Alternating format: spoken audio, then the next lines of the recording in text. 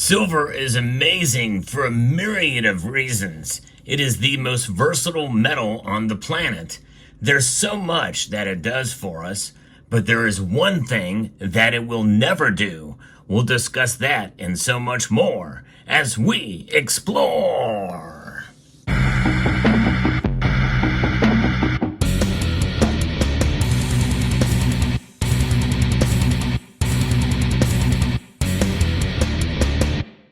It cannot be emphasized enough just how diverse this metal is.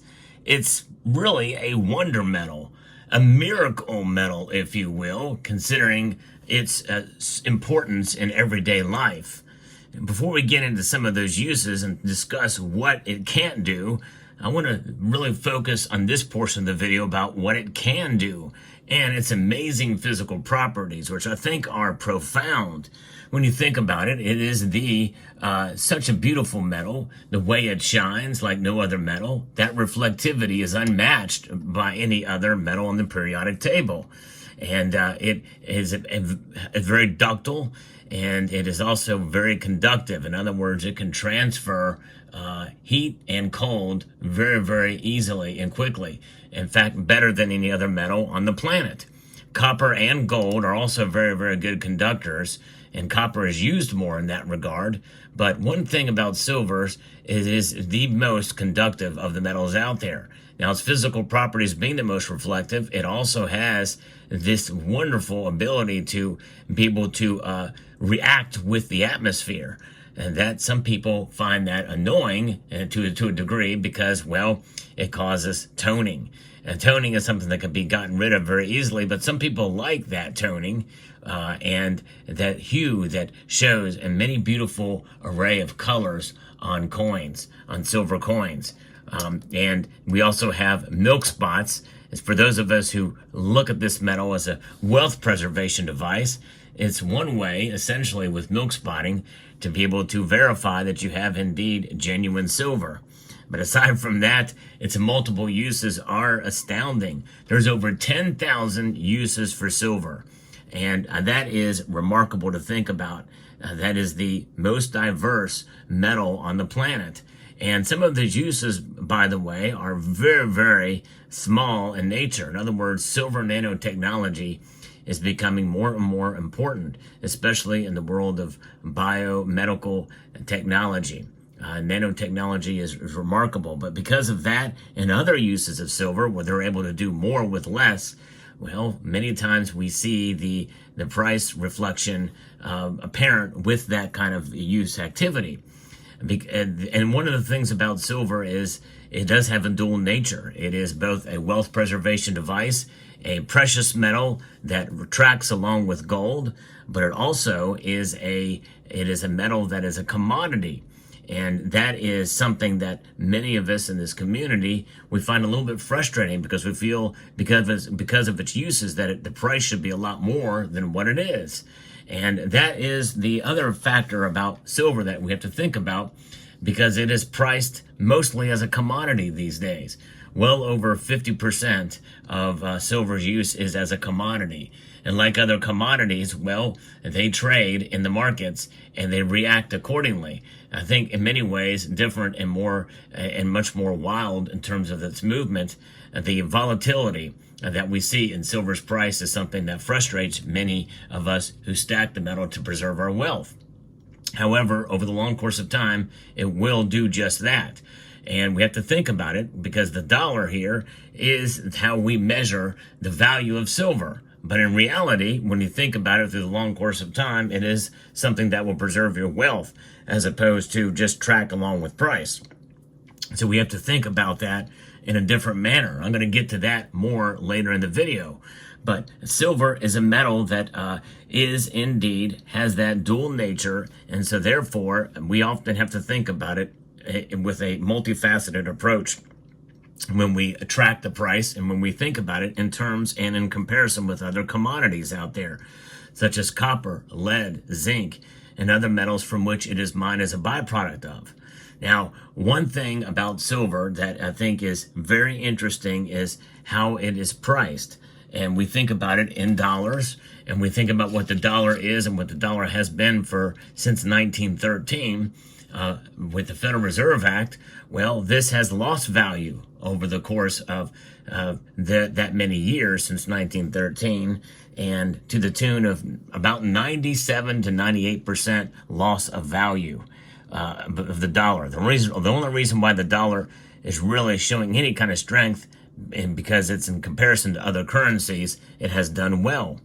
But silver, on the other hand, has preserved its value over the long course of time when averaged out from the price movement from day to day through that past 120 years or so. Silver has done very well, and I think that's amazing to think about that. Because like other commodities, well, things are becoming more expensive because of inflation. And inflation is something that has been there since 1913 in one form or another. In fact, the Federal Reserve likes to target it at 2%, and that has been the case, except for a few times in history. And right now, we are living in a time of high inflation. And so therefore, when we see silver kind of break out the way it has in this current environment, in this time as I record this video, well, we can celebrate because silver is doing what it's supposed to do. And that is remarkable. That's just one of the many things that it does for us. As we've talked about, 10,000 uses that silver has. But when we think about it, how do we compare it to, let's say, gold? Well, that is where we have to talk about truth. Because what we're looking at right here is 34 ounces of silver compared to 1 ounce of gold. And why am I showing this amount of silver compared to gold? Because that is the right around the high point or the lowest point of the ratio of silver to gold that we have seen over the last 2 times of a silver bull run, in 1980 and in 2011. In fact, I think in 1980, that ratio was even lower. But let's talk about 2011 for a moment. It was about between 32 and 34 ounces of silver to 1 ounce of gold was the low point between the ratio. And then if you go back to 1980, I believe it was somewhere around 16. But let's take this out and let's look at this from the angle of about 16 to 1. Let's say that was the ratio back in 1980. We can see there that was a very unusual time. We know what happened in 1980. The Hunt brothers cornered the market on silver. Now, some people, that's a very simplified version of it. I think there was probably a little bit more involved in it than that, but that was a pretty big deal. But it was something that likely will never happen again because of how complex the silver market is. Why is the silver market complex? For the reasons I said. It's 10,000 times more complex because of the many uses that it has. For that many uses. It's a very tiny market, and there's a lot of derivatives in the space there that many people feel are suppressing the price. The mere existence of them at the beginning, when they opened in 2006, kind of inflated the price, and that in part, I think, led to that great increase in 2011. But then the opposite happened, and we see a lot of the derivatives growing, and therefore it's a bit of a suppressive nature to the price of silver. So we've got 16 ounces of silver here. Let's take one away, and that was 15 to 1. That was the fixed ratio between silver and gold. Now think about that. That was when it was fixed. So when we think about the fixed ratio of silver to gold, that gives you a nature that man has inserted himself into the process there, which means that we have been utilizing gold and silver as actual money. That's right. This was active money at one time. And not only was it money, it was a currency. In fact, even now, silver is indeed money. It's just inactive money. Passive. It's dormant. It's essentially commodity money at this point. Both gold and silver are. But that was when it was fixed, when it was utilized as currency. And of course, back then, those took the form of silver dollars. This was 0.77 ounces of silver, 90%. This was used as money back in the day. And of course, This is at a period of time when there was less silver on the planet, but it was growing. Since 1900, there's been a lot of silver mined, and by the way, a lot of gold too. But beforehand, silver was much more rare. In fact, in Roman times, a soldier was paid the equivalent of one of these. This is a Winged Liberty dime.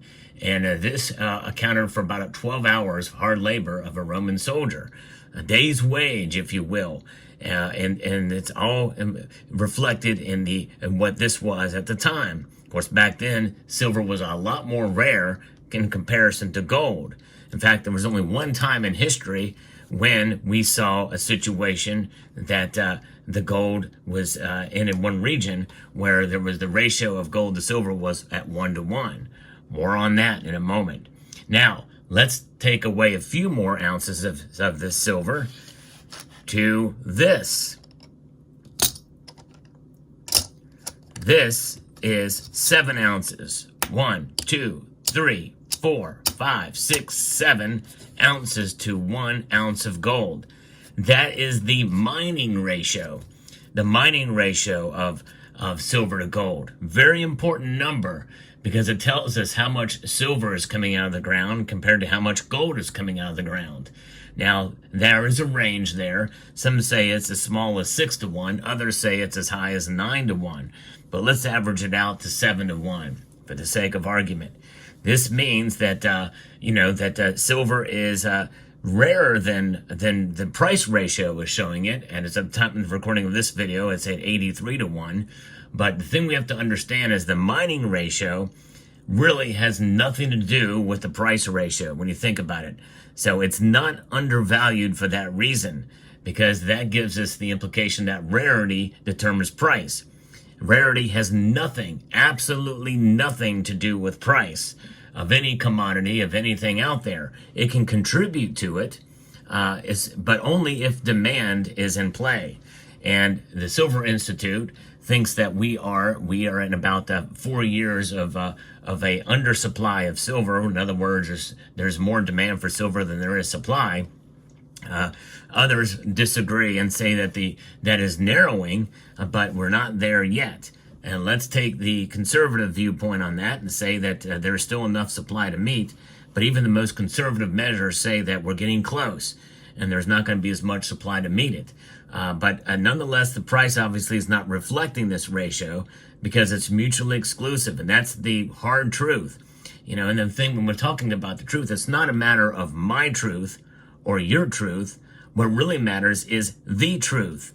And that's what I want to bring here to you about silver, because it's so important to understand that, because there is a lot of misinformation out there that simply isn't true about where the price of silver should be based off of other elements and projecting and conflating different things. And one of the biggest things I see out there is people saying that silver is undervalued because of the ratio it comes out of the ground compared to gold.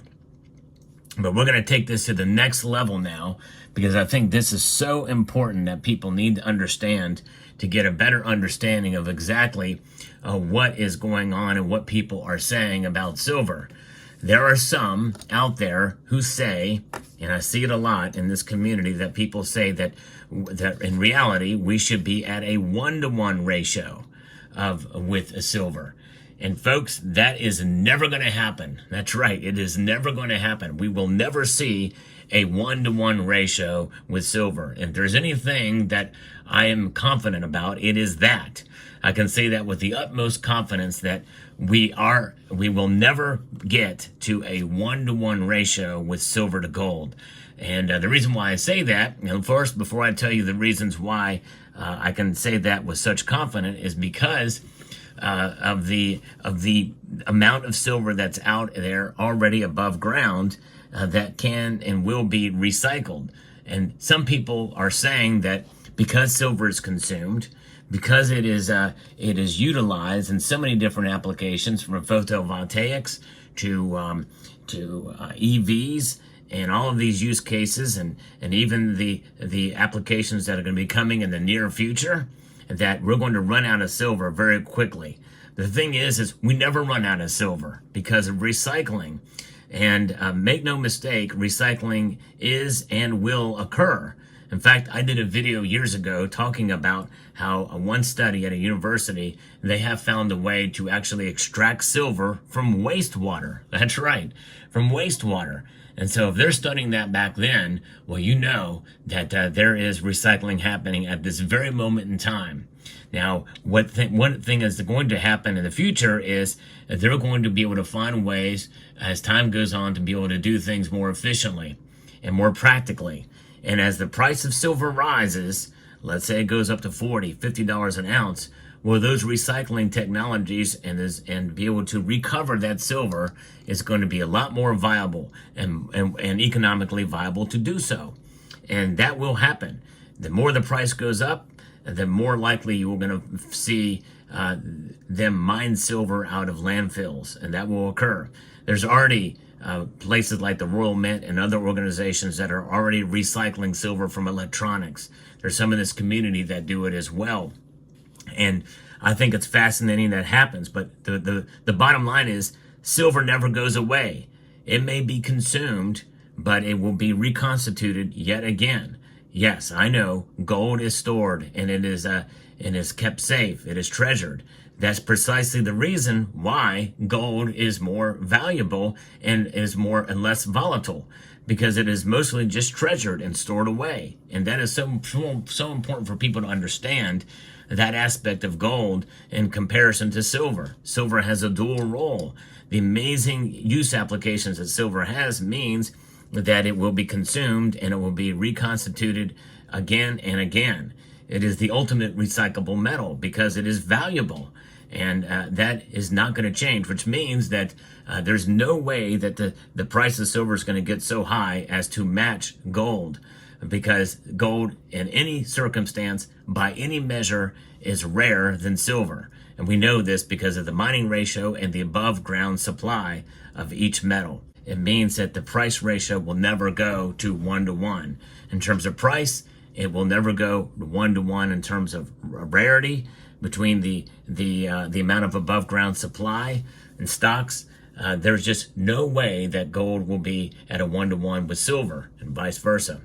So I hope you found this video informative, insightful, and educational to give you a little bit of truth behind silver.